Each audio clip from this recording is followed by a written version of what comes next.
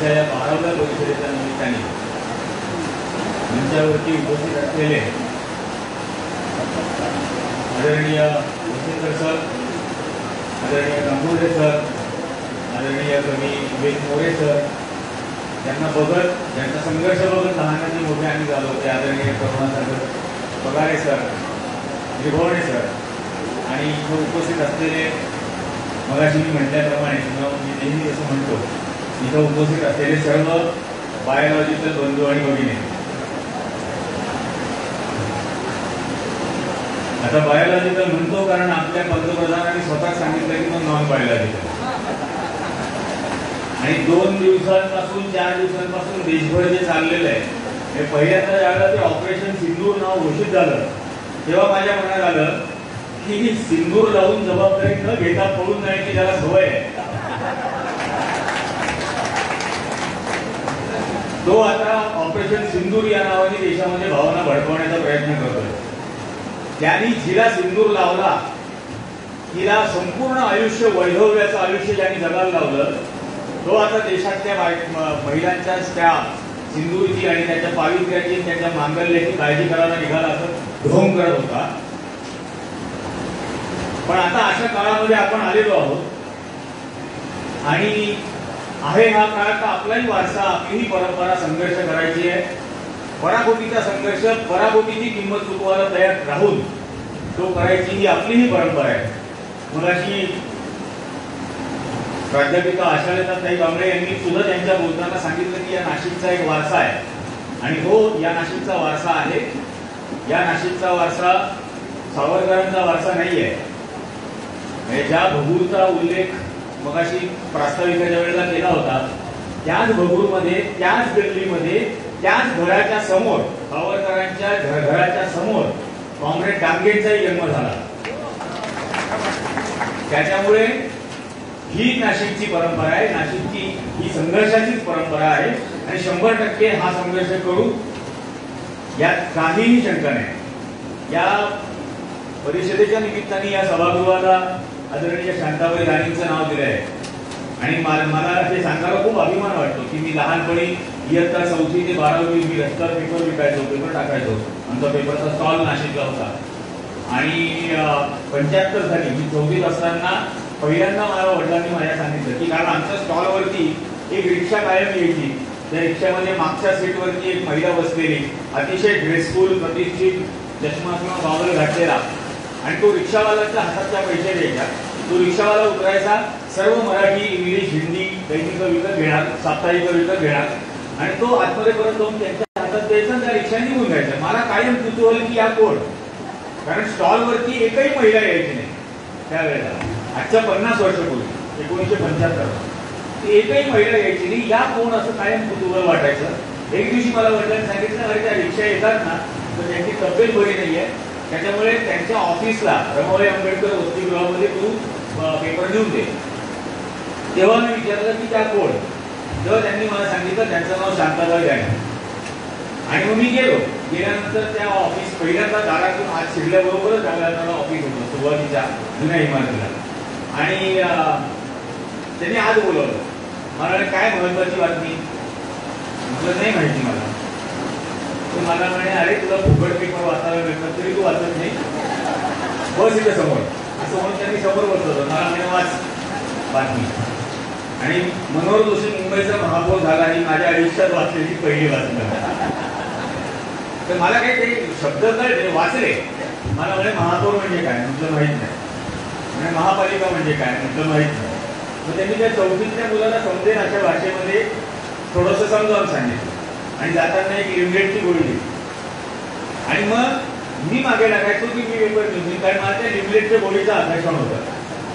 पण हे आता हा जो 4वीमध्ये शांताबाई राणींच्या संस्कार वर्गामध्ये जाण्याचा प्रवास सुरू झाला आणि मग त्यांनी मला 12वी पर्यंत रोज शिकवलं, रोज. म्हणजे कधी कधी तर अभ्यासक्रमामधले विषय सुद्धा शिकवायच्या, अनेक गोष्टी सांगायच्या. म्हणजे एक दिवशी मला फोटो दाखवले भिंतीवरती लावलेले. मला म्हणे ओळख कोण कोण आहे, तर सगळे होते, डॉक्टर बाबासाहेब आंबेडकर, महात्मा फुले, शाहू महाराज, सावित्रीबाई. आणि मला त्याच्या 4वीच्या कोरोना जेवढं समजत होतं तेवढं मी त्यांना सांगितलं. मला या बाई कोण आहे, म्हटलं मला नाही माहिती. तर मला म्हणे आहे यांच्यामुळे तर तुझ्या आईचं शिक्षण झालं, यांच्यामुळे तुझ्या आईचं लग्न झालं. त्यांचं नाव सावित्रीबाई फुले. म्हटलं बरं. आणि मी गेलो घरी. घरी गेल्यानंतर मी माझ्या आईला विचारलं, त्यांनी सांगितलं की त्यांच्यामुळे तुझं लग्न झालं, खरं आहे का? म्हणजे हो. तर त्या आमचं नाटक आहेत का? तर म्हणजे तुला जी नाती माहिती आहे त्यापेक्षा हे वेगळं आहे आणि खूप मोठं नातं आहे. आणि त्यावेळेला मला काही कळत नव्हतं. म्हणजे आता 4थीच्या मुलाला काय कळणार, आजकाल पदवीधरांना काही कळत नव्हतं अशी अवस्था आहे. तर पण त्यांनी मला ते सांगायला सुरुवात केली होती हळूहळू. आणि मग नंतर मोठा होत गेलो तसं कळलं. माझ्या आजोबांनी 1909ला आंतरजातीय लग्न केलं. 1910ला नाशिकमधली सर्व जाती धर्माची पहिली शाळा सुरू केली. सकाळी 4:30 वाजता ते सगळ्या सफाई कर्मचाऱ्यांना चहा वाटत फिरायचं मेन रोडला. आणि त्याच्यानंतर माझी आई बालविधवा होती, अनाथाश्रमामधली होती. आणि कुठल्या तरी मोर्चात दोघांची ओळख झाली आहे. तर आईची तर आम्हाला जात माहीत नाही, धर्म माहीत नाही, काहीच माहीत नाही. तर अशा त्या कुटुंबामध्ये लहानाचा मोठा होत गेलेलो होतो. आणि त्यात शाळाबाह्य संस्कार केंद्र ज्याला मी म्हणतो, शांताबाई राणींचं, असं ते संस्कार केंद्र मला माझ्या नशिबात मला मिळालं. आणि त्यामुळे ते सगळं नंतरच्या काळात ती दळणघळण होत गेली.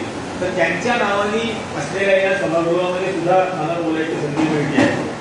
ही खूप मोठी गोष्ट आहे. आणि आमचा तो म्हणजे मागाशी मला प्रास्ताविक चालू असताना मला खूप संदर्भ आठवत होते की नामदेव ढसाळांच्या सभांबद्दल गाडी महाराज पुतळ्यावरच्या सांगत होत्या. तर ही खरोखर गोष्ट आहे की नामदेव ढसाळांची सभा ज्यावेळेला गाडी महाराज पुतळ्याला असायची तेव्हा दोन्ही दिशांनी मेन रोड म्हणजे आमच्या दुकानाच्या पलीकडं ही गर्दी भरलेली असायची. आणि समोर फार त्या मंदिर आहे त्या मंदिराच्या पलीकडेपर्यंत लोक बसलेले असायचे. आणि तिथून आम्ही असं कान घेऊन ऐकायचं की काय बोलताय. आणि वडिलांच्या कायम या गोष्टीला प्रोत्साहन होतं की कुठेही जा, जे ऐकायला चांगलं मिळेल ते ऐकायचं, त्याच्यावरती घरात येऊन बोलायचं, चर्चा करायची, समजून घ्यायचं जे काही समजणार ते. तर या सगळ्या गोष्टीला प्रोत्साहन होत असल्यामुळे खूप फायदा होत गेला. आणि आज आपण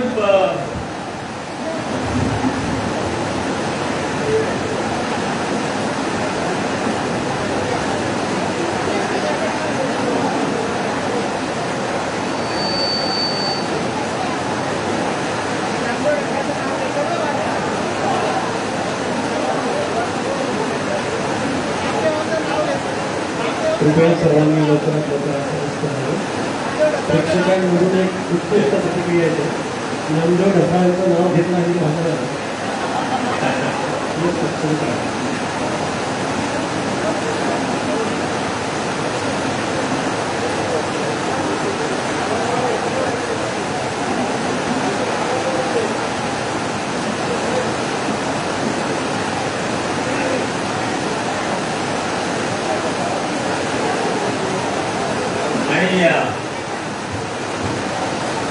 कार्यक्रमाच्या सुरुवातीलाही मगाशी आयरे सर जे बोलले की आता अशी वेळ आलेली आहे की आपण आता आपल्याच लोकांना जाऊन घरी जाऊन निमंत्रण देताना गळ्यात हार घालायचा, फुलं द्यायची आणि सांगायचं आम्ही एक कार्यक्रम ठेवलाय, त्या कार्यक्रमाला या.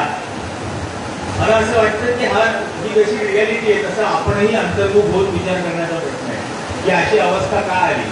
आपण जे काही मगाशी म्हणतोय की आज गोळ्या खाण्याची वेळ आलेली आहे आणि 50च्या पुढची सर्वांनी पुढाकार घ्यावा गोळ्या खाण्यासाठी. तर काय हरकत नाही, आपण गोळ्या खायला तयार आहोत, त्यात काही शंका नाही. पण आज गोळ्या खाण्याची परिस्थिती का आली याचाही खरंच विचार करणं गरजेचं आहे. आणि हे जे दुसऱ्या पारतंत्र्यासारखा काळ आलेला आहे असं आपण जे म्हणतो सातत्याने, आणि हरकत नाही म्हणजे दुसरं पारतंत्र्य असेल तर दुसरा स्वातंत्र्य संघर्ष लढू. पण मला हे सारखं सतत म्हणायचं की हा जर दुसरा स्वातंत्र्य संघर्ष करायचा असेल तर मला आजच्या या स्वातंत्र्य संघात या दुसऱ्या पारतंत्र्याच्या काळामधला गोळवलकर मला दिसतो, या दुसऱ्या पारतंत्र्याच्या काळातला सावरकर दिसतो, या दुसऱ्या पारतंत्र्याच्या काळातला जनरल डायर दिसतो. पण माझे हिरो कुठे? त्यांचे सर्व राक्षस त्यांनी त्यांच्या सह जपत आणले, वाढवत आणले, ते आपल्यापर्यंत आले, ते आपल्या दारावरती थापा मारतात आला. पण माझ्या विचारसरणीच्या ज्यांना मी स्वातंत्र्याचे हिरो मानतो, ज्यांना या आणि स्वातंत्र्य म्हणजे फक्त देशाचं नाही माणसाचं स्वातंत्र्य ज्यांनी मिळवून दिलं त्या स्वातंत्र्याचे हिरो जे माझे आहेत, आपले आहेत, त्यांच्या पुढच्या पिढ्या आम्ही काय केल्या, त्या तेवढ्या द्वेषाने निर्माण केल्या का? आज अशी का अवस्था होते? म्हणजे मला नाशिककर म्हणून या गोष्टीचं खूप वाईट वाटतं, वैषम्य वाटतं की बाबासाहेब आंबेडकरांना बाप म्हणणारी पिढी, बाबासाहेब आंबेडकरांना बाप म्हणणारी पिढी आज देवयानी फडणवीस मम्मी म्हणत तरी लाज वाटायला पाहिजे, खरोखर लाज वाटायला पाहिजे. काहीतरी एक विहार बांधून देणार म्हणून तिला तुम्ही मम्मी म्हणा निघाले. मी बडी भाभी म्हणून तिला काय म्हणतो. नाशिकचा अख्खा ड्रग माफिया तिला बडी भाभी म्हणतो. तिला आता ही लाचारी, वैचारिक लाचारी का आली, हे वैचारिक पारतंत्र्य का आलं आणि हे स्वीकारलं का बरं? हे आपण स्वीकारूच कसं काय शकतो? कोणीतरी काहीतरी 4 पैसे भेटणार, 40 पैसे भेटणार आणि याच्यावरती ही संपूर्ण वैचारिक लाचारी, वैचारिक पारतंत्र्य स्वीकारायला आपली मुलं तयार होतात आणि याचं वैषम्य वाटत नाही. आणि मग असंच जर असेल आणि मग हा पारतंत्र्याचा किंवा स्वातंत्र्याचा दुसरा लढा जर असेल तर पहिल्यांदा आपली मुलं त्या पारतंत्र्यातून मोकळी करा. सर्वात पहिल्यांदा ही स्वातंत्र्याची लढाई आपल्या कुटुंबापासून सुरू करायला हवी. पहिल्यांदा आपल्या तरुण मुलांना, तरुण मुलींना या पारतंत्र्याच्या भावनेतून बाहेर काढायला हवंय आणि ही खूप गरजेची गोष्ट आहे. आता म्हणजे महेश बनसोडेच्या चित्रपटाचा जो मुंबईत अभिव्यक्तीच्या नावाने पत्रकार संघामध्ये कार्यक्रम होता, त्याला मला बोलावलं होतं चल अंगामूलचा आणि स्वप्नील ढसा वगैरे सगळे त्या कार्यक्रमाला आलेले होते आणि तिथेही हाच विषय की आम्हाला तिथं बोलावलं, आम्हाला हे सांगितलं की नामदेव कोण नामदेव ढसा असं विचारलं तर म्हटलं असा जोडा काढायचा होता पायातला, फाट मारायची होती आणि मग सांगायचं होतं की जात धर्म पाळतात, भेदाभेद पाळतात म्हणून ज्यांनी शंकराचार्यांच्या कवडावर मारली त्या नामदेव ढसाळचे आम्ही वारस. आणि ज्या नामदेव ढसाळच्या कविता या युपीएससीच्या अभ्यासक्रमात शिकवल्या जातात, ज्या युपीएससीच्या परीक्षेमध्ये उत्तीर्ण झालेल्यांनी हे सेन्सॉर म्हणून नेमलं आणि तो रमेश पतंगे RSSचा, जो रमेश पतंगे संघ मनू आणि मी या नावाचं पुस्तक लिहितो, तो खडतूसपणाने हा प्रश्न विचारतो. त्या रमेश पतंगेची पतंग त्या ठिकाणी उडवायला पाहिजे होती पण ते होत नाही. आणि मग काय आपण हे परिषदात घेत राहणार आहोत का? हे परिषदात न घेता प्रत्यक्ष राजकीय भूमिका घेऊन, प्रत्यक्ष उघड राजकीय भूमिका घेऊन त्याची किंमत तुम्हाला तयार होऊन आम्ही कधी लोकांमध्ये जाणार आहोत आणि हे व्हायला हवंय की नको हे वारंवार होतंय. महात्मा फुलेंच्या चित्रपटावरून आक्षेप निर्माण सुरू व्हायला, ती कोण बाई साताऱ्यामध्ये अखिल भारतीय ब्राह्मण महासंघाची उपाध्यक्ष, ती जाते कलेक्टरकडे आणि म्हणते की तो कोण बटू, आमच्या अस्मितेचं प्रतीक असलेली शेंडी आणि जानवा असलेला मुलगा हा त्या सावित्रीबाईंवरती शेणाचा गोळा फेकतोय. इतकं घृणास्पद दृश्य दाखवलं हे लाज वाटण्यासारखी गोष्ट आहे आणि आमच्या मुलांच्या मनावर काय परिणाम होईल तेव्हा तिच्या तोंडाला शेण फासून सांगायला पाहिजे होतं की ते दृश्य दाखवणं घृणास्पद नाही, ती कृती करणं घृणास्पद होतं म्हणून दाखवलंय. आणि तुझ्या कार्ट्यांना जर का आज मनावर परिणाम होणार असेल तर त्यांना संस्कार चांगले दे की ही घाणेरडी प्रथा आणि परंपरा आपल्यामध्ये होती ती नाहीशी करण्यासाठी या नवरा बायकोनी इतका प्रचंड मोठा संघर्ष केला आणि म्हणून शिक्षण सर्वांसाठी पुष्कळ झालं, म्हणून शिक्षण तुझ्या या आईला पण मिळालं. तर ब्राह्मण समाजातल्या बायकांना सुद्धा शिक्षणाचा अधिकार नव्हता, तो याच सावित्रीबाईंमुळे मिळाला. सरस्वती पूजन वगैरे भूतांडात आहे, ते सावित्री पूजनच असायला हवं हे सांग. मग त्या पोरामध्ये काही न्यूनगंड निर्माण नाही होणार. कशासाठी हे सांगताय? का हा न्यूनगंड तुम्ही स्वतःहून निर्माण करायला पाहताय? त्याच्या पुढे नंतर ती बरंच काय काय बरळली की आता जातीचं काही अस्तित्वात राहिलेल्याच नाहीये. अरे शेंडी आणि जानवर तुला अस्मिता वाटते याचा अर्थ तुझी अस्मिताच जाती आहे. ही जातीय अस्मिता बाळगून तू विरोध करायला निघते वर आम्हाला साहजिकपणा सांगते की आता जाती उरलेल्या नाहीत. या प्रत्येक गोष्टी आपण गेल्या 10-11 वर्षाच्या जर बघितल्या तर बहुजनांची अस्मिता, बहुजनांच्या अस्मितेची ठिकाणं आणि त्या बहुजनांच्या अस्मितेचा होणारा अपमान याची या देशात शून्य किंमत झालेली आहे. फक्त अभिजनांची अस्मिता म्हणजे महात्मा फुलेचा अपमान तो भगतसिंग कोश्यारी करणार, सावित्रीबाईंचा अपमान तो करणार, छत्रपती शिवाजी महाराजांचा करणार. महात्मा फुलेंना तो मनोहर बापाचं नाव माहित नाही कुलकर्णी सांगलीचा, तो असं म्हणणार की महात्मा फुले देशद्रोही होता. महात्मा गांधींच्या वडिलांबद्दल प्रश्नचिन्ह निर्माण हा एक नाशिकच्या संघवाल्यांनी बोलवलं होतं. आणि तेव्हा मला म्हणजे त्याला काय अभिव्यक्ती स्वातंत्र्य नाही का म्हटलं आहे की, पण मला आहे की नाही म्हणजे हो म्हटलं मग मोहनदास करमचंद गांधी यांचं करमचंद आम्हाला माहिती आहे, ज्या मनोहरचं नाव याच्या पुढे मी मनोहर बापाचं नाव माहित नाही कुलकर्णी असं घेऊ का म्हणे असं काय बोलता. तर म्हटलं तुम्हाला माहितीये का म्हणे काय म्हणतात त्याच्या बापाचं नाव म्हणे नाही माहिती. म्हटलं मग त्यालाही माहित नाही म्हणून तो लावत नाही. मग आता याचं नाव मी याच्या पुढे असंच घेणार. हे इतक्या ठणकावून त्यांना जर बोललं म्हणजे आपोआप मागं हटतात. पण हे बोलणार की नाही आपण हा सातत्याने आता म्हणजे लेटेस्ट मध्ये ऑपरेशन सिंधू चाललेलं होतं. त्या प्रदीप कुरुलकर नावाच्या माणसाचं नाव तरी आलं का या संबोधनाच्या धोरणात. एवढ्या लाखो पोस्ट करून झाल्या, फेसबुकवर करून झाल्या, ट्विटरवर करून झाल्या. भारताच्या DRDO या संशोधन यंत्रणेमधला संचालक म्हणून काम करणारा प्रदीप कुरुलकर संघाच्या गणवेशामध्ये सावरकरांची जयंती साजरी करतो आणि पाकिस्तानच्या बाईबरोबर एका अनैतिक संबंध ठेवून तिला भारताच्या मिसाईलची तंत्रज्ञान तिला पुरवतो. त्या प्रदीप कुरुलकर बद्दल कोणी बोलणार नाही. आणि इथं एका शहीदाची पत्नी म्हणजे नुकती झालेली विधवा ही सांगते धर्मात द्वेष बाळगू नका, तर तिच्याबद्दल अश्लाघ्य भाषेमध्ये तिला सगळीकडे ट्रोल करणं सुरू होतं. अशा वेळेला तर कुरुलकरची आठवण काढा ना, तेव्हा त्या प्रदीप कुरुलकर तुम्हाला आठवत नाही. हे सगळं करणारा आणि फक्त माझ्या देशामध्ये जाती धर्मात द्वेष निर्माण करायचा म्हणून वाटते त्या थराला जाणार. आले ते काय भारताच्या मंत्र्यांनीच सांगितलं ना, इथे आलेल्या 4 अतिरेक्यांचं इलेक्ट्रॉनिक फुटप्रिंट आमच्याकडे होती. त्यांचे फोन आम्ही टॅग करत होतो, त्यांची वायरलेस सेट आम्ही टॅग करत होतो, त्यांची लोकेशन आम्हाला समजत होती. पाकिस्तानातून कुठून आले, कसे भारतात शिरले, तिथून इथपर्यंत कसे आले हे सगळं तुम्हाला कळत होते. तुम्हाला काही टीव्ही पाहण्यासाठी दिलं होतं का? तुमच्याकडे इलेक्ट्रॉनिक फुटप्रिंट होती तर त्यांना रोखलं का नाही? एवढं तुमच्याकडे जर त्याचं ट्रॅक रेकॉर्ड होतं तर त्यांना रोखलं का नाही? तुम्ही खुशाल 28 जणांचं कुंकू पुसू दिलं, 28 महिलांचं कुंकू पुसू दिलं आणि मग सिंधूच्या नावाने ऑपरेशन करायला निघता या सगळ्यामध्ये. आणि या सगळ्या गोष्टींबद्दल नाही बोलायचं का? हे आज मला आमचा विषय झाला होता की अभिव्यक्ती स्वातंत्र्य वगैरे आणि आहे हे चित्रपटांचं अभिव्यक्ती स्वातंत्र्य आहे. हे चल हल्ला बोलच्या बाबतीमध्ये होतं, हे फुले चित्रपटाच्या बाबतीमध्ये होतं, हे वेगवेगळ्या सगळ्या. आणि यांनी मात्र कितीही खोटा इतिहास सांगावा, धादांत खोटा इतिहास. तो सावरकर नावाचा चित्रपट काढला, त्याच्यामध्ये तो भगतसिंग जातो सावरकरांकडे आणि भगतसिंग म्हणतो की तुमच्या पुस्तकाचं मला भाषांतर करायची इच्छा आहे.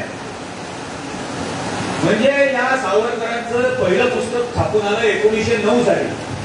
त्यांचं पुस्तक छापून आलं त्यावेळेला भगतसिंग 2 वर्षाचं बाळ आईच्या मांडीवरती खेळत होतं.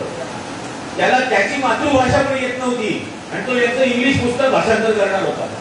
तुम्ही वाटेल तो खोटा इतिहास दाखवणार आणि आम्ही खरा इतिहास दाखवला. तुम्ही शेणाचे गोळे फेकले दाखवलं तर तुमच्या पोटात दुखणार. या सगळ्या गोष्टीचा गंभीरपणाने विचार करायलाच हवा. विजोडी साहित्य संमेलन झालं औरंगाबादमध्ये. तिथं मी असं म्हटलं की देवेंद्र फडणवीस हा खोटारडा मुख्यमंत्री आहे.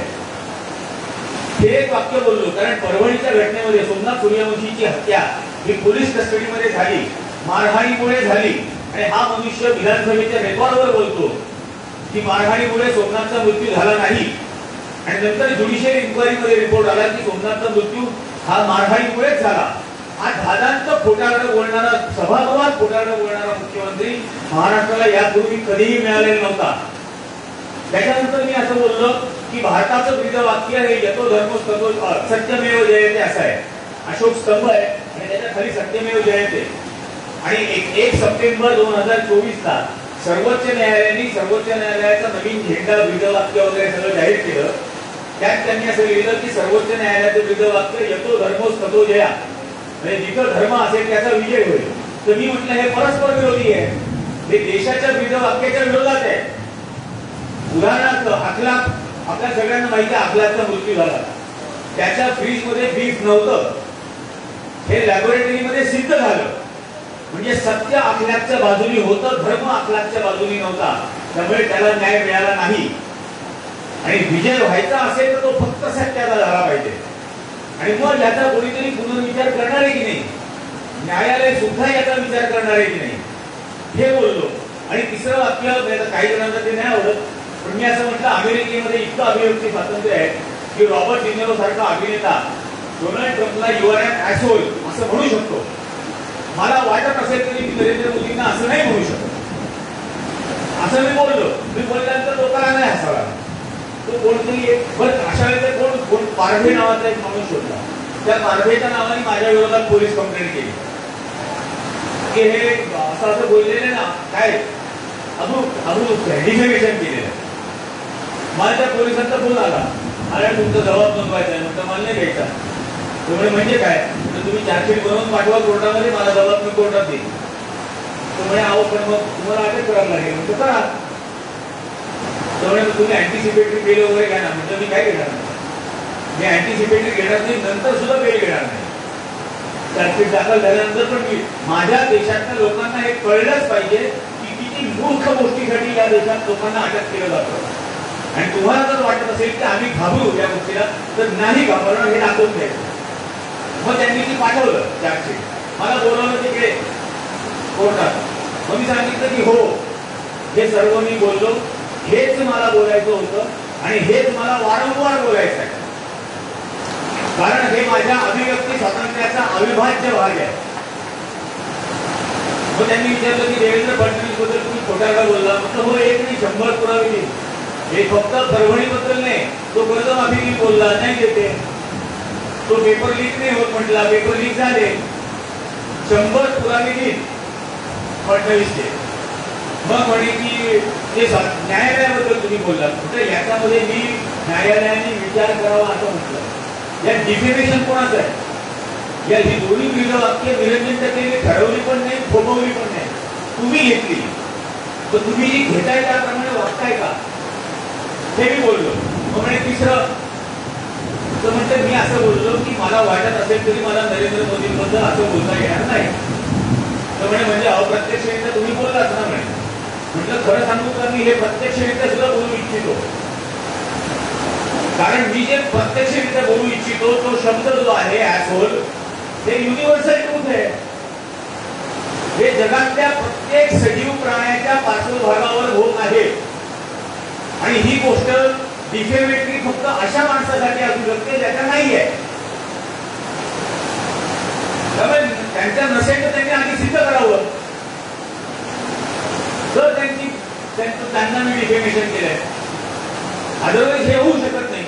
मग पोलीस म्हणे पण आम्हाला यांना अटक करायची. मग त्या जजनी विचारले की का बरं करायची, दोन्ही पुरावा गोळा करायचा आहे. म्हणजे तुम्ही त्यांचं स्टेटमेंट ऐकलं का? पहिल्या वाक्यात त्यांनी कबूल केलं की हो हे मी बोललो आणि हेच बोलायचं आणि बोलत पण राहणार आहे. त्यामुळे आता तुमचा बोल संपला म्हणे, आता आम्ही ठरवू की हे अभिव्यक्ती स्वातंत्र्यामध्ये येतं की नाही. म्हणजे काय तिथून निघून. आता 4 दिवसापूर्वी कोल्हापूरमध्ये कार्यक्रम होता.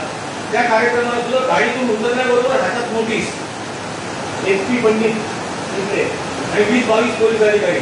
राजकीय पक्षावर टीका करायची नाही, राजकीय नेत्यावर टीका करायची नाही, कोणाची भावना दुखावल्यास तुम्हाला अटक करू. म्हणजे आतमध्ये या सभागृहात बसा, रेकॉर्डिंग करा आणि बघा. आणि मग आत गेल्यानंतर मी म्हटलं की हे जे बसतेच म्हटलं यांना असा भ्रम आहे की माझा अभिव्यक्ती स्वातंत्र्य पंचगंगेच्या घाटावरच्या पंडितांनी घेऊन दिलंय. ते SP नाव आहे. कारण म्हटलं माझं अभिव्यक्ती स्वातंत्र्य माझ्या बाबासाहेब आंबेडकरांनी माझ्या संविधानातून मला देऊन टाकले ऑलरेडी. माझं अभिव्यक्ती स्वातंत्र्य तुमचं मोहताज नाही की मला मोदी देईल का, मला शहा देईल का, मला फडणवीस देईल का, नाही, मला ते मिळालेलं आहे. ते वापरायचं की नाही एवढा चॉईस माझ्याकडे, ते मी वापरायचा आणि माझा चॉईस झालेला आहे, त्यामुळे मी ते वापरणार. आणि राजकीय पक्षावर टीका का नाही करायची म्हटली. हा फडणवीस काय तुकारामाची बहिण म्हणून सत्य झालाय का? तो तुला टीका करून आलाय, मी पण करणार टीका. आणि राजकीय नेत्यांवर टीका नाही करायची. म्हटलं त्याच्या बायकोच्या ऑर्केस्ट्राची तिकीट तुम्हाला पोलिसांना विकायला लावतो. या अन्यायाविरोधात तुम्ही नाही बोलू शकत, मला तर बोलू द्या.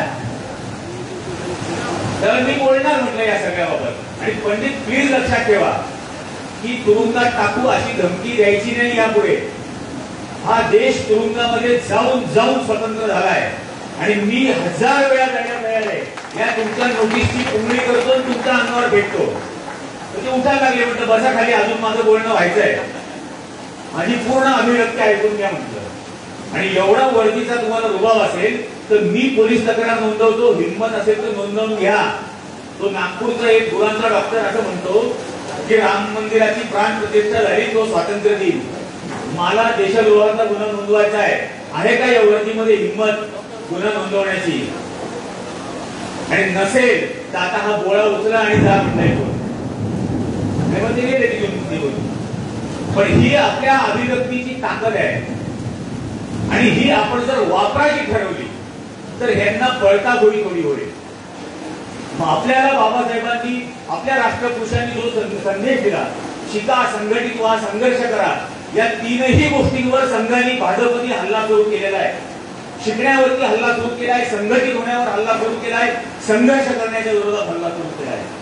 हे 3 मूल्यांचं जर का काहीतरी ऋण आपण देऊ लागत असलो, काहीतरी ऋण आपल्याला जर वाटत असलं की नाही या 3 गोष्टींमुळे आपलं काहीतरी आयुष्य उभं राहिलंय, घडलंय, तर या 3 गोष्टींच्या जपणुकीसाठी वाटेल ती किंमत मोजायला आपणच तयार राहिलं पाहिजे.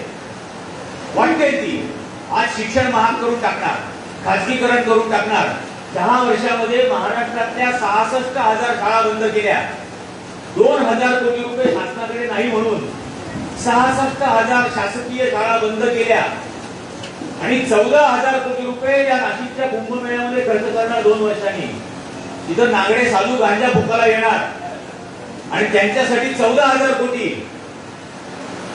आणि माझ्या पोराबाळांना शिक्षणासाठी या शासकीय शाळांमध्ये कोणाची मुलं शिकतात? या 66,000 शाळांमध्ये 35 लाख विद्यार्थी होते दरवर्षीचे. दरवर्षीच्या 35 लाख मुलांना शिक्षणापासून वंचित केलंय फडणवीसनी आणि मोहन भागवतनी. आणि याच्या विरोधामध्ये आपण बोलायचं नाही का? आणि हे बोलणं जर गुन्हा असेल तर तो रोज करायचा, अभिमानाने करायचा.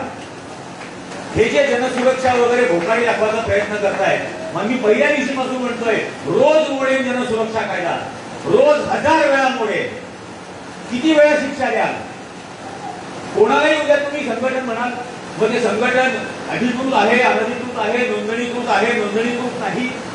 हे आपल्या जॉगिंग ट्रॅकवरती एखादा हास्य क्लब भरतो, तर हे नालायक म्हणतील तो हास्य क्लब सरकारच्या विरोधात हसतोय, कळा यांना अटक. आणि त्या हास्य क्लबला जाणारी लोक जर रिक्षाने जात असतील तर तो रिक्षावाला त्यांना फॅसिलिटेट करतोय, तोही सह आरोपी याच्यामध्ये. ही बेबंदशाही होऊ द्यायची आहे का इथं? अरे असल्या प्रकारची बेबंदशाही जर का आम्ही केली असती तर तुम्ही एक दिवस आधी चट्टी घालू शकले नसते संघात जायला. एक दिवस.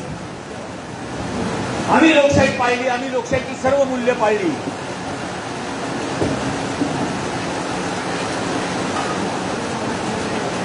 पण अशा प्रकारची जर बेबंदशाही तुम्ही आणणार असाल, इथं जर का धर्माधर्मामध्ये द्वेष निर्माण करणं आणि हे सगळं करताना आपण अख्खा देश कुठे आणून ठेवलाय?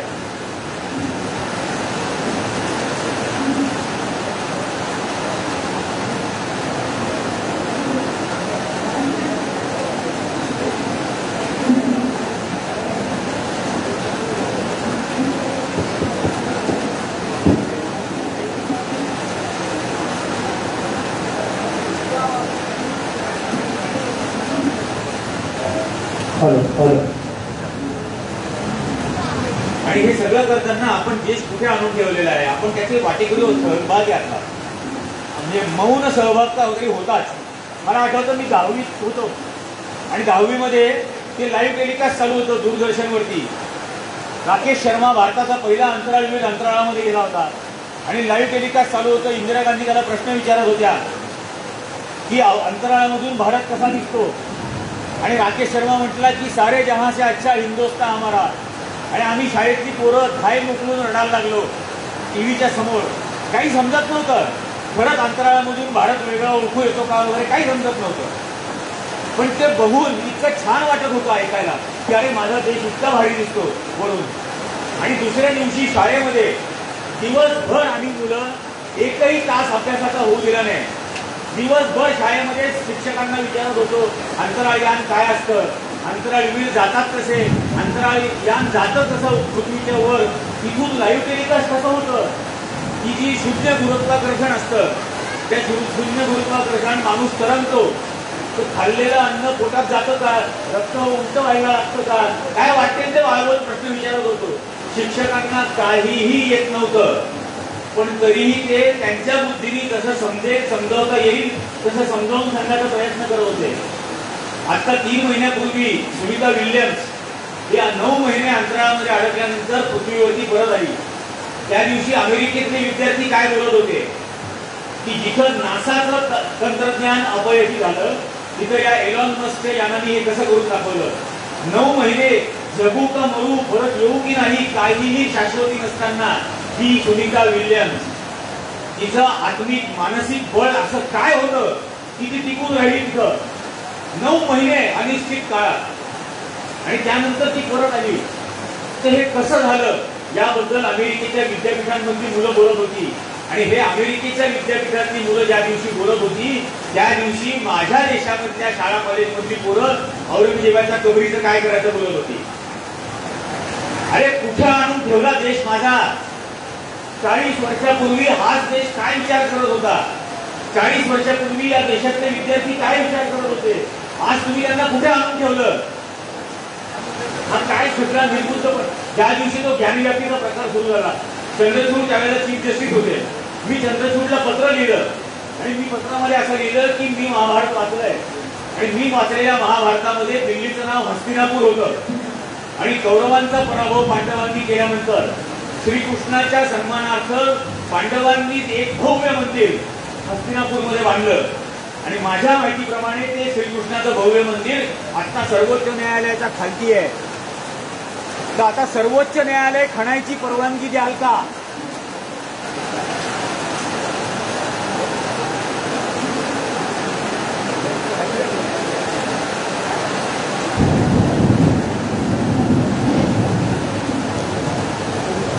असं येईल का आवाज.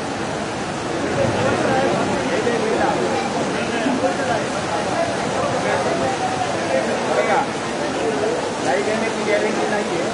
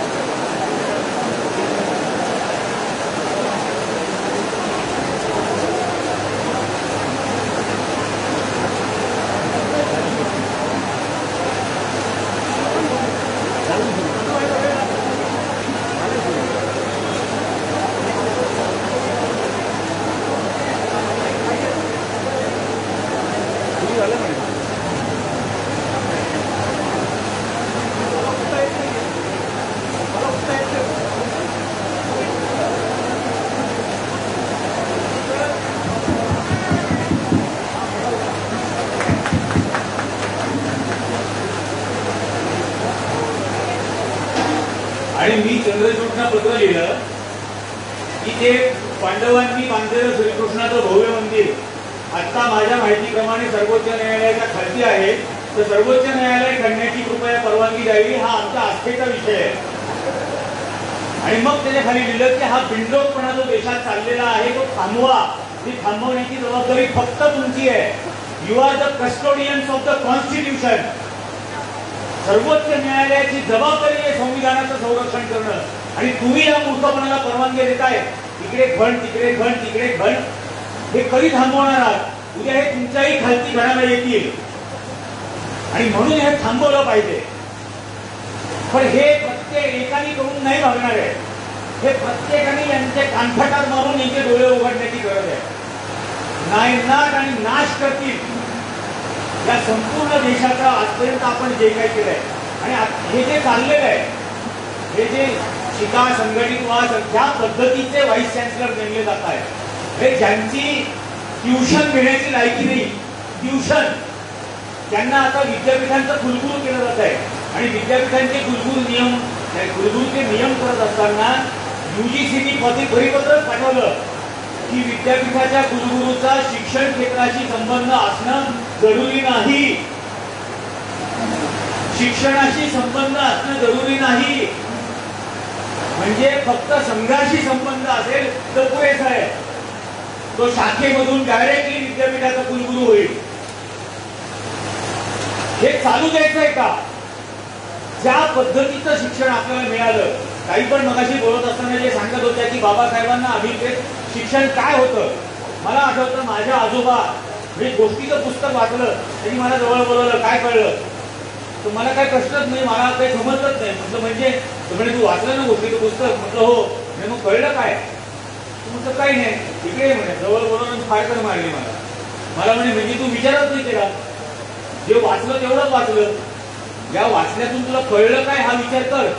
आणि मग त्यानंतर सवय लागली की नुसतं वाचायचं नाही, याचं उत्तर द्यावं लागेल आणि उत्तर नाही देता आलं तर मार खावा लागेल. म्हणून काय कळलं, जे प्रत्येक पान वाचल्यानंतर या पानातून मला काय कळलं, हे जे क्रिटिकल थिंकिंग आपण म्हणतो, हे ह्या क्रिटिकल थिंकिंग विद्यापीठांनी शाळांनी जन्माला घालायचं आहे मुलांमध्ये.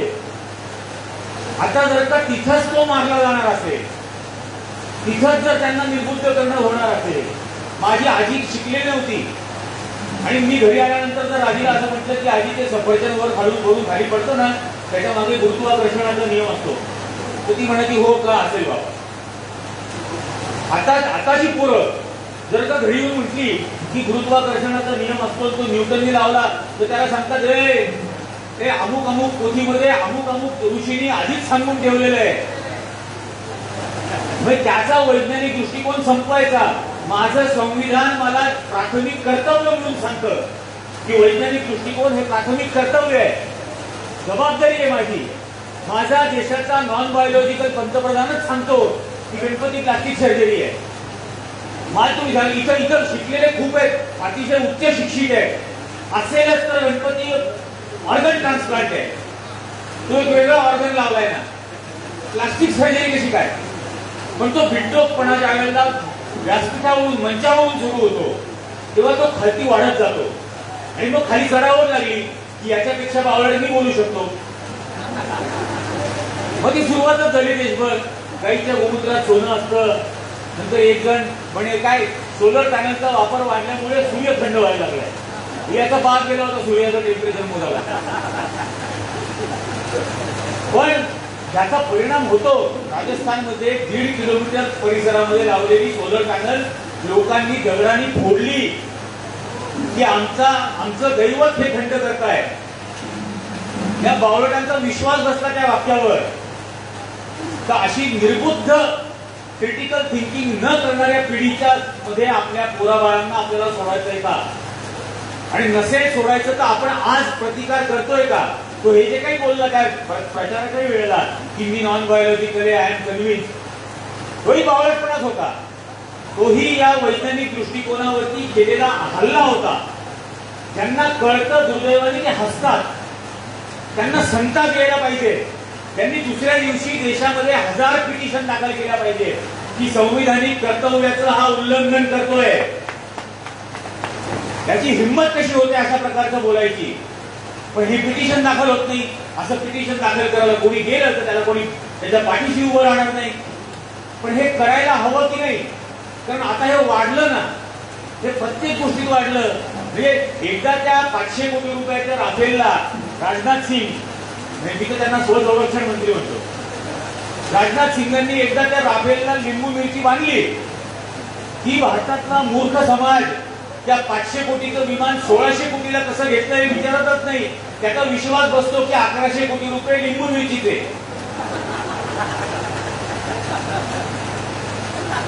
आणि म्हणून प्रश्न विचारांना निरुत्तर करायचा प्रयत्न केला जातो. शाउट डाऊन ज्याला म्हणतात, शाउट डाऊन केलं जातं. कारण तेवढा बावळट समाज झाला इथं आपल्या आजूबाजूला. आणि खूप प्रयत्न, मी सुद्धा खूप प्रयत्न करतो. मी जिथं राहतो, मी एक दिवशी खालती आलो. माझ्या वरच्या मजल्यावरती एक जण राहतात, नवरा बायको इंजिनियर आहे. आणि ती मुलगी 4-5 बायकांबरोबर आली असं ताडबीड घेऊन. तुम्ही म्हटलं काय कुठे चालली? तो म्हणे काकूने आल्या. म्हटलं कुठे? तो म्हणे वट सावित्रीच्या पूजेला. म्हटलं मी माझ्या लग्नाच्या आधीच बायकोला सांगितलं आज ते बावळटपणा करायचं नाही. तो म्हणे अहो असं काय बोलता म्हणे.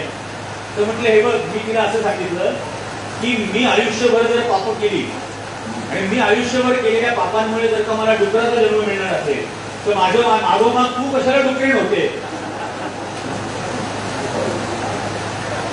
पण हे सांगणार की नाही आपण? यांच्या सर्व मूर्खपणाचं उत्तर विवेकवादी दृष्टिकोनामध्ये आहे, रॅशनॅलिटीमध्ये. आणि जी आपल्यात निर्माण व्हायला हवी याच्यासाठी आपल्या सगळ्या पूर्वजांनी आतोनात मेहनत घेतली, कष्ट केले, बलिदान दिलं. आणि आता आपणच ती सोडून द्यायला तयार आहोत. माझं मुंबई, मी काळाभोवतीला राहायचो मुंबईला. माझा मित्र त्याला UPSCची मेन्स पास झालेला प्रतीक नांदगावकर. मी त्याला म्हटलं तू इंटरव्ह्यूला राहायचं नाही, ती IAS करून तुला या बावळट राजकारण्याची नोकरी करायची आहे का? याच्यापेक्षा तू राजकारणात भाग घे ना, तू एवढा हुशार आहेस तर. पण त्याच्या घरी मी गेलो, त्याचा भाऊ बाबासाहेबांचा फोटो लावलेला आहे, त्याच्या बाजूला गजानन महाराज, त्याच्या बाजूला गणपती. आणि तो मला सांगतो त्याचा भाऊ की हे सगळं करतो, सोमवारी अमुक देवळात, मंगळवारी अमुक देवळात, बुधवारी अमुक देवळात, गुरुवारी उपास. अरे म्हटलं तुला उपाशी राहण्यासाठी म्हणून बाबासाहेबांनी शिक्षणाला दार उघडलं का की तुला उपाशी राहायची वेळ यावी? काहीतरी तर लाजा बाळगा ना. पण हे इतकं घुसलंय ऑलरेडी. आता यालाच आपण कसं थांबवणार? मगाशी मी जे परत म्हणत होतो की हा दुसरा स्वातंत्र्याचा लढा जर लढायचा असेल तर पहिल्यांदा आपल्या कुटुंबातल्या मुलाबाळांना या पारतंत्र्याच्या भावनेतून बाहेर काढा. या मनुवादी ब्राह्मण्यवादी वर्चस्वातून. आपल्या म्हणजे एका मुलाला 90% मार्क जरी मिळाले परीक्षेमध्ये तरी त्याच्या आई बाप्पाचं समाधान होत नाही, कोणीतरी बामन त्याचं कौतुक करत नाही तोपर्यंत. या इन्फिरियरिटी कॉम्प्लेक्स मधून कसे आणि कधी येणार बाहेर? हा इतका सिस्टमॅटिकली निर्माण केलेला आहे आणि जोपासलेला आहे की कौतुक हे उच्चवर्णीयाकडून झालं तरच खरं मानायचं. अजिबात मोहताज नाही, अजिबात नाही. तुमचं कर्तृत्व त्या परीक्षेतल्या मिळवलेल्या मार्कांवर तुम्ही सिद्ध केले ना. आता वरती आणखी 4 शब्दांची काय गरज आहे? आणि त्याच्या खात्याला मिळाले 80%, तुला 90%. काय गरज आहे? दाखवून दिले तू तुझं मेरिट काय आहे. आणि मग काय? पण ही जी हा जो न्यूनगंड निर्माण केलाय म्हणजे हे ब्राह्मण्यवाद मराठ्यांमध्ये बघा तुम्ही 96, 92 पूर्वी अक्करमाशी प्रत्येक समाजाच्या वर्गात, ओबीसी मध्ये प्रत्येक समाजाच्या वर्गांमध्ये चातुर्वर्ण्य जन्माला घालून ठेवलाय प्रत्येकाच्या. आणि आपण भाषा मात्र अॅनालिशन ऑफ कास्टची करायची. माझ्या शेजारमधलं मी थांबवू शकत नाही, थांबवत नाहीये, त्यासाठी धडपड करत नाहीये. कसं ते अॅनालिशन होणार? हे कधीतरी खरोखर काही प्रश्न आपण स्वतःलाही विचारायचे आणि तर हे लढू शकू. या सगळ्या विषयावर गेली 11 वर्ष बघा इतक्या काय गोष्टी घडल्या. नोटबंदी पासून सगळ्या प्रकारचा बिनडोकपणा झाला. आता काश्मीरमध्ये पण जे झालं की 4 उंदीर जंगलामधून आले, तुम्ही अख्खं जंगल जाळायला निघाले बावळण्यासारखं. 4 उंदीर तुमच्या घरामध्ये होते, तुम्ही घर पेटवायला निघाले. काल नोटबंदीच्या वेळेला जे झालं हे प्रत्येक वेळेला असं झालेलं आहे. पण आम्ही प्रत्येक वेळेला उभे राहिलो नाही, रस्त्यावरती आलो नाही. सड़कें खामोश हो गई इसलिए संसद आवारा हो गई. रस्ते शांत पाडले म्हणून संसद आवारा झाली आणि हे नेते मवाली झाले. नाहीतर काय भाषा आहे आपल्या देशातल्या नेत्यांची आजची बघा तुम्ही. तो तडीपार गृहमंत्री झाला, 370 कलम आलं, त्यावेळेला फारुख अब्दुल्ला का नाही विचारलं सभागृहात? कहा म्हणतो गणपती के बंदूक रख के लेके आऊं क्या? अरे गँगस्टर का पिक्चर आहे का? भारताचा गव्हर्नन्स म्हणजे देशाचा गृहमंत्री आहे तू. ज्या पदावरती स्वर्णसिंगांपासून सरदार पटेलांपर्यंत जी माणसं बसली आहेत त्या खुर्चीत तू बसतो, लाज बाळत काहीतरी. ही भाषा सभागृहात बोलण्याची, आणि हे बोलायचं नाही. त्याच्याबद्दल मला तू थोडीफार का बोलतो? अरे म्हटलं तो हिस्टॉरिकल ट्रूथ आहे ना, ऐतिहासिक सत्य त्याला थोडीफार केलं होतं, हे सत्य आहे. तू तो मोदी काय करतो म्हटलं, मग ती मोदी म्हणू, माझा गैरसमज असेल तर दूर करा म्हटलं. आहे का आहे, आणि आमची हीच भाषा आहे असंच बोलणार. ऐकायची तयारी असेल तर ऐका, नाही तर तुम्हीच हे सोडून जा. आम्ही इथं राहणार, आम्ही इथलेच आहोत, आम्ही नाही जात पुढे. पण या गोष्टींना सुरुवात करावी लागेल. आणि परत परत सांगतो, स्वतःपासून ही सुरुवात करायची आहे. या सगळ्या प्रकारच्या, माझं स्पष्ट मत आहे, अभिव्यक्ती स्वातंत्र्यावरचा हल्ला म्हणजे लोकशाही संपली. जोपर्यंत मला अभिव्यक्ती आहे तोपर्यंत मला माझ्या इच्छा, आशा, आकांक्षा, अपेक्षा, निराशा सगळ्या गोष्टी मांडण्याची मला परवानगी आहे. तीच ज्या वेळेला तुम्ही नाकारून टाकणार तेव्हा लोकशाही कुठे उरते? मग तुम्ही फक्त रोबोट सारखं काम करायचं, त्यांनी दिलेल्या ऑर्डरप्रमाणे फक्त वागायचं. आणि हे नसेल होणार, हे करायचं नसेल तर पुन्हा त्या गोष्टीसाठी आपल्याला हा संघर्ष करायचा आहे. आणि हे चालणार नाही की बहुजनांच्या अस्मितेचा तुम्ही वाटेल तो अपमान कराल. आणि त्या सावरकर बद्दल एक बातमी मी लिहिली, समजा स्टोरी केली, लॅम्ब लायनेज त्याचं नाव होतं. एक शेळी जिला लोकांच्या समोर सिंह म्हणून दाखवलं, कागदोपत्री पुराव्यांसह लिहिलं. काय लगे मै हूं सावरकर, मै हूं सावरकर. अरे मी म्हटलं दुसऱ्या बाजूला मै हूं संन्यासवीर असं पण लिहिना. त्याची काय लाज वाटते? आणि काय 53 कोटी रुपये खर्च करणार आणि घरघर सावरकर करणार. म्हटलं मला 5च द्या, मी करतो घरघर सावरकर. आणि काय खरा सावरकर मी दाखवतो. असंच असेल तर काय काय घडलेलं आहे? बाबासाहेबांनी धर्मांतरण केलं त्यावेळेला सावरकरांनी केसरीमध्ये अर्ध पान 8 कॉलम लिहिलेला लेख आहे माझ्याकडे. प्रबुद्ध भारतमध्ये नंतर बाबासाहेबांनी दिलेलं उत्तर आहे की सावरकर न गोखले. या सगळ्या या ऐतिहासिक सत्य आहेत ना, आणि आज त्याच्या आरत्या करायला लावतात. ज्या छत्रपती शिवाजी महाराजांचा राज्याभिषेक आपल्याच त्र्यंबकेश्वरच्या भटांनी नाकारला, हे आता आपल्याला शिवाजी महाराज सांगणार. ते शिवाजी महाराजांची आरती सावरकरांनी बनवली आहे म्हणे, आणि त्या आरतीमध्ये काय रामदास स्वामींचं कौतुक. येणा समजताय काय आम्हाला? या सगळ्या गोष्टींचा विरोध होणार, पण तो विरोध करणार आपण. यासाठी आपण संघटित होणार. आपण पहिले आपल्या लोकांचं प्रबोधन करणार. माझं तर असं म्हणणं आहे, आपण पहिले ट्रेनिंग ऑफ ट्रेनर्स घेतलं पाहिजे. प्रशिक्षक पहिले प्रशिक्षित केले पाहिजे, आणि मग त्यांनी गावागावात, वस्ती वस्तीत, पाड्यापाड्यावर जाऊन प्रशिक्षण घेतली पाहिजे. 4 महिन्यात 10,000 जण तयार करू, 4च महिन्यात, आणि एकदम लो कॉस्ट.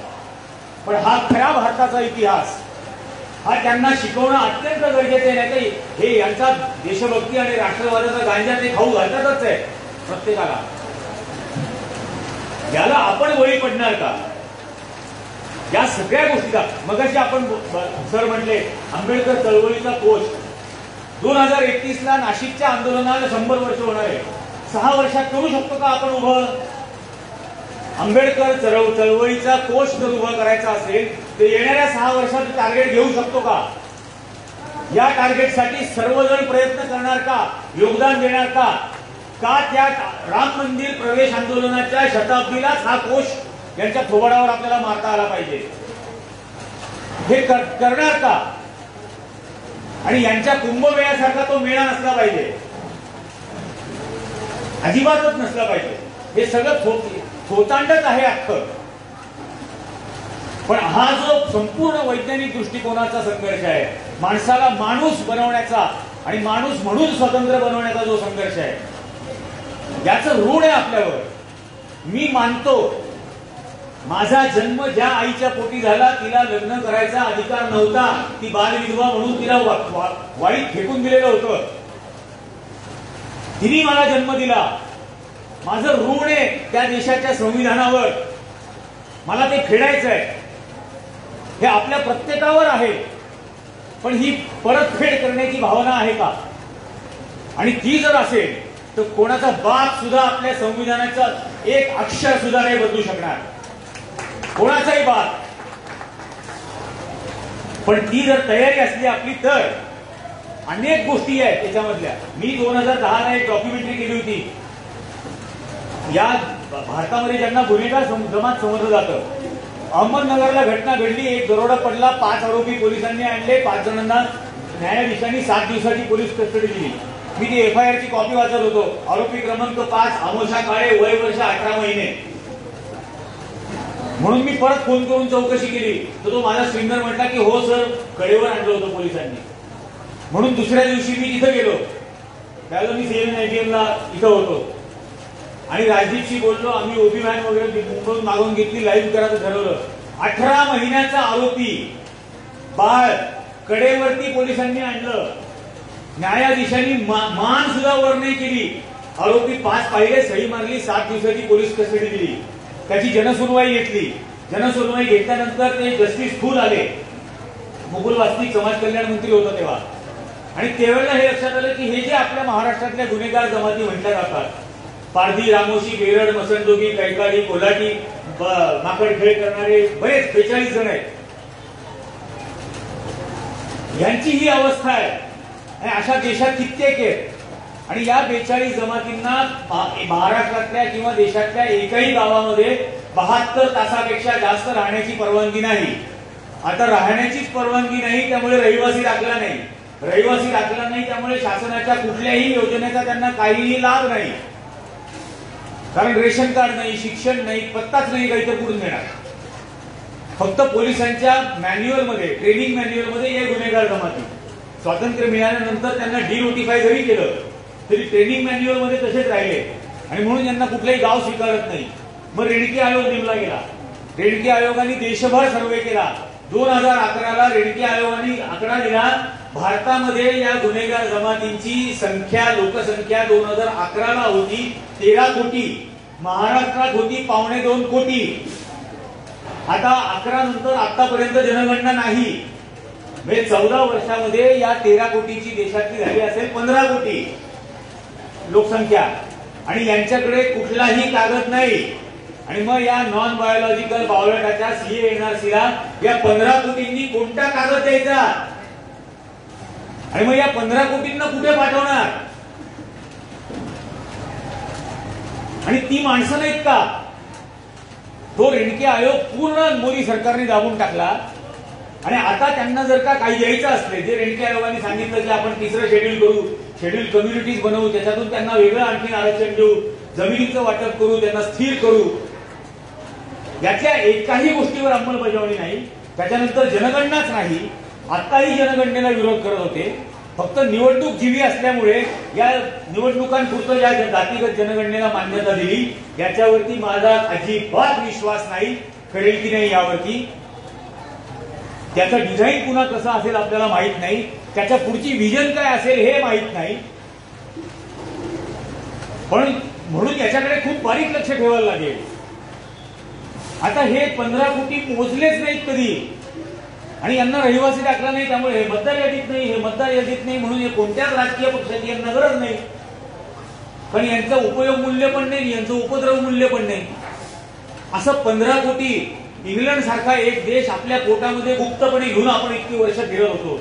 आता त्यांना आपण आणणार की नाही बरोबरीला? आणि आता तो काही मनुस्मृतीचा अभ्यासक्रमातून आणता येणार आहे का? त्यामुळे या खूप गोष्टी आहेत. याचा खूप गांभीर्याने, साकल्याने विचार व्हायला पाहिजे. काही मगाशी जे म्हणत होत्या की प्रसिद्धीचा लोभ झाला तरी चालेल, प्रज्ञेचा लोभ होता कामा नये. मी तर म्हणेन प्रसिद्धीचा लोभ होऊ द्या, काही फरक पडत नाही. अतिशय शांतपणाने, अतिशय डिस्क्रिटली, अतिशय सिक्रेटली हे काम करू. पण हा जो जागर, हे जे संविधान लिटरसी करायची आहे, साक्षरता निर्माण करायची आहे, या 100 गोष्टींबद्दल प्रशिक्षित करायचं आहे. या भारताच्या इतिहासाबद्दल, स्वातंत्र्याबद्दल, स्वातंत्र्य आंदोलनाच्या भारताच्या निर्माणाबद्दल हे जे खरा इतिहास शिकवायचा आहे, हे शांतपणाने करू. आणि फार काळ नाही, 6 महिने, वर्ष लागेल, 1,00,000-1.5 लाख प्रशिक्षित तयार करू. आणि मग त्यांना सोडू की याच्या पुढचं तुम्ही करा. पण हे आपण करणार का? या सगळ्या काळामध्ये ती प्रसिद्धीचा लोभ झाला तरी चालेल, पण ही प्रज्ञा आपण पसरवणार का? याचा खरोखर गंभीरपणाने विचार करा. आपण ऋण लागतो, आपण देणं लागतो या सगळ्या आपल्या मायबापांचं. आणि त्याच्यामुळे मी मगाशी मलाही असं इतकं छान इतकं चांगले चांगले कपडे जॅकेट कोट बीट घालून आलेले लोक आहेत, यांच्या पोरांना घालता येईल का? यांच्या नातवांना घालता येईल का? आणि का नको घालता यायला?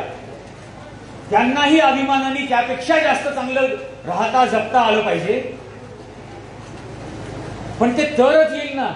मला एक धर्मनिरपेक्ष जातनिरपेक्ष निर्भय सेक्युलर असं वातावरण माझं पालन पोषणात झालं, कारण त्या वातावरणाची किंमत माझ्या आई बापांनी त्या स्वातंत्र्य आंदोलनामध्ये भाग घेऊन चुकवली होती. आपल्या पोराबाळांना ते वातावरण मिळावं, निर्भय वातावरण मिळावं असं वाटत असेल तर त्याची किंमत आपणच चुकवणं भाग आहे. दुसरा कोणी थाळीवर सजवून द्यायला येणार नाही. माझ्या दुसऱ्या स्वातंत्र्य आंदोलनाचा बाबासाहेब आंबेडकर मीच जन्माला घालायचा आहे, भगतसिंग मीच जन्माला घालायचा आहे, गांधी नेहरू पटेल मीच जन्माला घालायचे. यात अपमानास्पद काही नाही. माझ्या पोटी जर भगतसिंग जन्माला आला तर मला लाज वाटावं असं काय आहे त्याच्यात? तुमच्या कोणाच्या पोटी बाबासाहेब आंबेडकर जन्माला आले, काय त्याच्यामध्ये लाज वाटण्यासारखं आहे? आणखी कोणाच्या पोटी महात्मा गांधी जन्माला आले, काय लाज वाटावी असं आहे त्यात? अत्यंत अभिमानाने जग अख्खं 500 वर्ष नाव घेईल ना. पण दरवेळेला शेजारच्या घरात जन्माला चालणार नाही. शेजारच्या घरात जन्माला यावं अशी वाट बघत बसला तर तुमचं घर कधी राख रांगोळी होऊन जाईल कळणार पण नाही. आपण तयारी केली पाहिजे की माझंच पोरग माझीच पोरगी त्या पराकोटीची लढेल, तेवढा संघर्ष करेल, त्यासाठी लागणारं सर्व आत्मिक बळ मी देईल. ही उदार आज आपल्या पोरांना लहान लहान मुलांना भगतसिंग सुभाषचंद्र बोस डॉक्टर बाबासाहेब आंबेडकर या गोष्टी सांगायला लागलो आणि त्यांनी केलेला संघर्ष हे सांगायला लागलो तर त्यांना असं वाटतं पौराणिक कथा आहे. कारण की अशा संघर्षाचं अशी किंमत मोजणारं एकही कंटेम्पररी उदाहरण त्यांना आजूबाजूच्या समाजात दिसत नाही. मग ती उदाहरणं आपल्याला जन्माला घालावी लागतील तर त्यांचा विश्वास बसेल की हे जर काही एवढं करू शकतात तर हो बाबा असेल कोणतरी भगतसिंग खरंच, असेल कोणतरी बाबासाहेब आंबेडकर खरंच. ही साधी साधी माणसं एवढं करत होती, मग ती मोठी माणसं तर खरंच तेवढी मोठी असतील. पण ती उदाहरणं आपण घालणार की नाही जन्माला? आणि या बावळटांना हे जे संघाचे आहेत लो आयक्यू बुलडोजर मी त्यांना म्हणतो, RSSचे, आणि ते आहेतच लो आयक्यू बुलडोजर. कारण सृजनतेशी वैर आहे त्यांचं. त्यांना सृजनशीलता, ज्ञान, तर्क तार्किक दृष्टिकोन याच्याशी वैर आहे, वैर. त्यांना असं वाटतं आंबेडकर म्हणजे एक व्यक्ती, संविधान म्हणजे एक पुस्तक, गांधी म्हणजे आणखीन एक कोणतरी पंचा गुंडाळलेला माणूस, एवढंच त्यांना वाटतं. पण ही माणसं म्हणजे एक मूल्य आहेत, मूल्य. हे त्यांना कळत नाहीये. त्या मूल्य या देशातल्या लोकांशी काहीतरी बोलू पाहतायत अशी एक छोटी कविता आहे. शेवटी तेवढीच मी वाचतो. ही मूल्य बोलतायत तुमच्याशी. मैं कोई मुल्क नहीं हूं कि जला दोगे मुझे, कोई दीवार भी नहीं हूं कि गिरा दोगे, कोई सरहद भी नहीं कि मिटा दोगे मुझे. ये जो दुनिया का पूरा नक्शा तुमने अपनी मेज पर बिछा के रखा है, इसमें काली लकीरों के सिवा और कुछ भी नहीं. तुम मुझे इनमें कहां ढूंढ रहे हो? मैं एक अरमान हूं दीवानों का, एक ख्वाब हूं कुचले हुए इंसानों का. लूट जब हद से सिवा होती है, जुल्म जब हद से गुजर जाता है, मैं अचानक किसी कोने में नजर आता हूं, किसी सीने में उभर आता हूं. आज से पहले भी मुझे तुमने देखा होगा, कभी मशरिक में, कभी मगरिब में, कभी शहरों में, कभी गांव में, कभी जंगलों में, कभी बस्ती में. मेरी तारीख ही तारीख है, मेरा कोई ज्योग्राफिया नहीं. और तारीख भी ऐसी जो पढ़ाई तो नहीं जा सकती, लेकिन फिर भी लोग छुप छुप कर इसे पढ़ते ही है. मैं भी कभी गालिब हुआ, कभी मगलूब हुआ, कातिलों को कभी सूले पे चढ़ाया मैंने. लेकिन फर्क सिर्फ इतना है कि कातिल मेरे मर जाते हैं, मैं न मरता हूं न मर सकता हूं. ही ती मूल्य बोलताय. आता ही जी ती मूल्य बोलताय याची जर आपल्याला काहीतरी चाड असेल, काहीतरी देणं असेल, काही वाटत असेल की नाही आपल्याला लाभ झालाय, याचा आपल्या पिढ्यांना लाभ झाला, आणि असाच पुढे वाढत राहावा, तर याच्यासाठीची किंमत चुकवायला पहिल्यांदा आपण तयार झालं पाहिजे. हे जे आक्रमण सगळ्या प्रकारचं कल्चर टू ऍग्रिकल्चर होत आहे, म्हणजे शेतीपासून ते संस्कृतीपर्यंत प्रत्येक ठिकाणी या विचारधारेचं आक्रमण होत आहे. सांस्कृतिक आक्रमण जास्त भयंकर आहे, ज्याला त्यांनी खूप अप्रतिम सांगितलं की हे संविधानिक संस्कृतीचं रक्षण आपल्याला करायचं आहे. आणि मला याची खात्री आहे की यांच्या समोर, RSSच्या मनोवृत्तीच्या समोर एक लक्षात ठेवा, नरेंद्र मोदी किंवा तो तडीपार किंवा देवेंद्र फडणवीस हे लक्षण एक आजार नाही, आजार रेशीम बागेमध्ये आहे.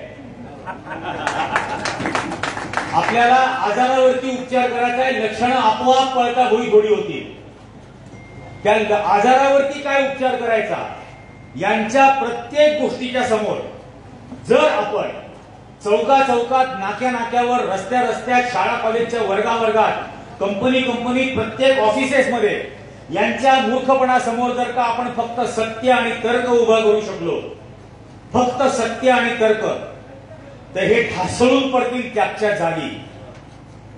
फक्त ते सत्य आणि तर्क आपण सांगू शकू इतका तार्किक दृष्टिकोन आपण आपल्या येणाऱ्या पिढ्यांमध्ये जोपासणार का, आणि तो जन्माला घालणार का, आतापर्यंत जर नसेल घातला तर त्यांना अंतर्मुख करणार का, हा प्रश्न आहे. आणि ते करायचं असेल तर आपल्याला सतत बोलत राहावं लागेल, या सत्य आणि तर्काला आधारित बोलत राहावं लागेल. आदमी मरने के बाद कुछ नहीं सोचता, आदमी मरने के बाद कुछ नहीं बोलता, कुछ नहीं सोचने पर या कुछ नहीं बोलने पर आदमी मर ही जाता है. आणि असं एखाद्या प्रेतासारखं जर का आपल्या पोराबाळांना समाजात सोडायचं नसेल तर बोला आणि निर्भय होऊन बोला. मग आपण यांचा 100% पराभव, काय यांना परत उभे राहणार नाही एवढा पराभूत करू शकतो. आपण मला बोलावलं तितक्या वेळ माझं बोलणं आपण सर्व बायोलॉजिकल बंधू भगिनींनी ऐकून घेतलं, याबद्दल तुमच्या सर्वांचे अगदी मनपूर्वक आभार. जय हिंद, जय भीम, जय महाराष्ट्र. आपण आपल्या पाऊण तासातील या व्याख्यानात देशातील बिघडलेल्या धार्मिक, सामाजिक, आर्थिक वातावरण